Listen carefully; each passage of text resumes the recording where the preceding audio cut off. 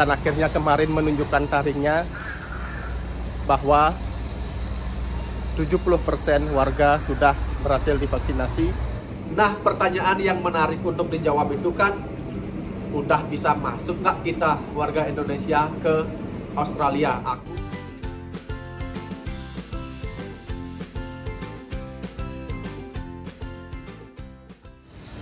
Beberapa bulan yang lalu di berita-berita di media dikatakan bahwa di antara negara-negara maju dan kaya, Australia itu lambat dalam hal vaksinasi.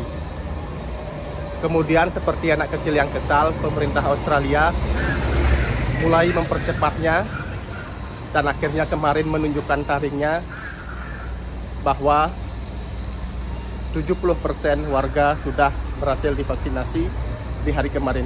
Apa artinya bagi kita dan untuk kedatangan kita? Apakah kita bisa ke sini? Seperti ini penjelasannya di dalam National Plan. Tapi pertama-tama, apa itu National Plan?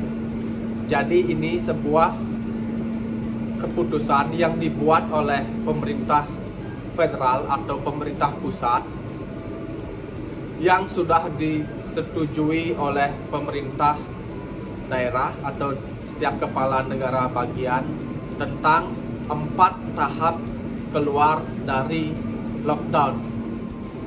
Nah, setelah kemarin secara resmi diumumkan bahwa Australia secara negara sudah mencapai tingkat vaksinasi 70% double jab atau 2 kali vaksinasi untuk warga yang berumur di atas 16 tahun, maka kita sekarang berada di masa atau di level yang disebut transition atau di tahap transisi, di mana di tahap ini lockdown itu less likely atau kecil kemungkinan untuk terjadi kecuali dengan kasus yang benar-benar tidak bisa dikontrol gitu.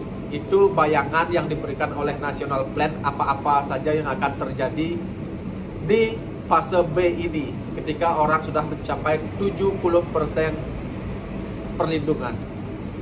Nah, pertanyaan yang menarik untuk dijawab itu kan, udah bisa masuk nggak kita warga Indonesia ke Australia? Aku bakal jabarin National Plan fase B ini, apa-apa saja yang terjadi. Nanti aku kasih screenshotnya juga tentang aturan-aturan apa aja yang masih berlaku, gimana efeknya ke kita warga Indonesia yang ingin ke sini.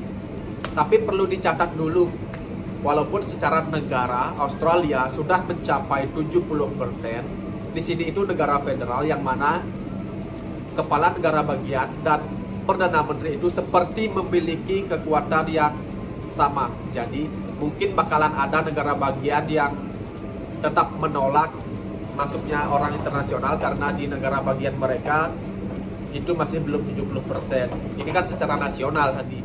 Contoh sederhananya nih, aku bikin simple. Misalkan Indonesia, presiden bilang kita udah 70% double vaksinasi nih, maka kita sebagai negara buka. Nah, kemudian gubernur misalkan di Bali bilang gini, di Bali tingkat vaksinasinya belum nih 70% walaupun secara nasional sudah, jadi kita belum mau buka nih buat orang-orang internasional untuk masuk, gitu contohnya misalkan gitu. Nah, jadi seperti itu yang terjadi di Australia ini.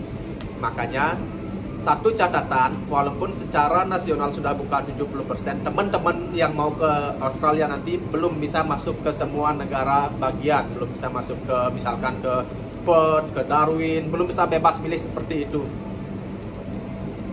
Di sini ada 3 kota yang sudah mencapai 70%, yaitu Sydney, Melbourne baru hari ini, kemudian ACT atau Canberra. Mungkin itu yang akan menerima kita orang internasional untuk masuk lebih awal.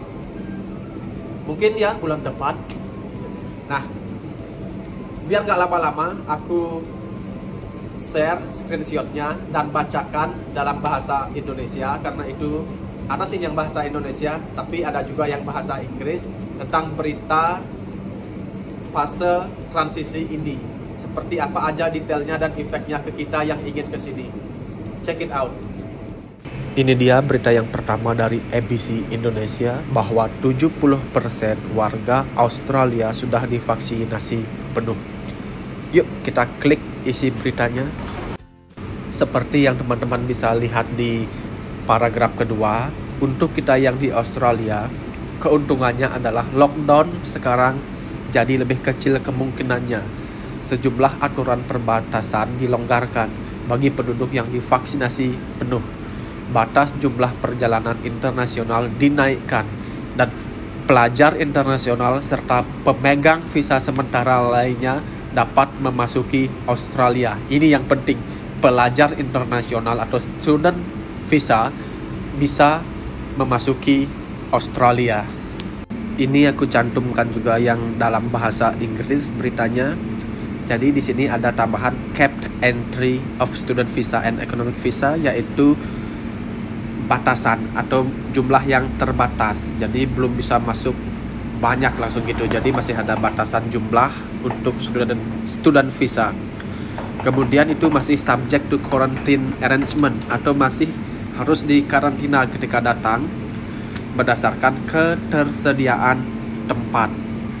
Tapi tenang, itu tidak akan selama yang dulu-dulu mesti 14 hari, enggak. Kalau kita udah divaksin itu pasti ada kebijakan yang lebih singkat. Dalam isu-isu berita yang selama ini muncul belakangan mungkin bakalan cuma 7 hari seperti itu. Kita lihat aja ke depannya kayak gimana.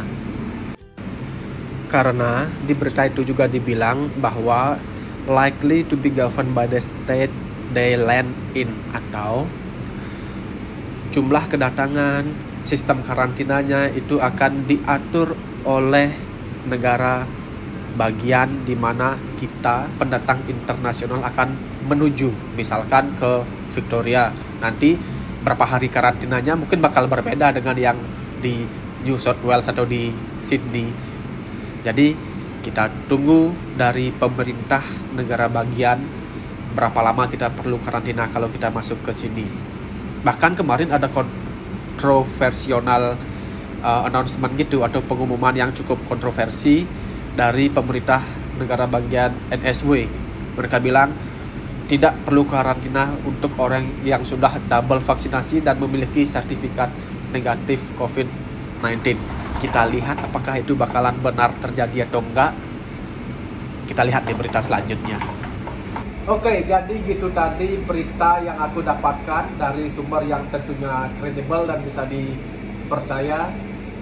Semoga dengan majunya Australia ke fase B atau fase transisi membuat teman-teman dan aku segera bisa berjumpa di Melbourne.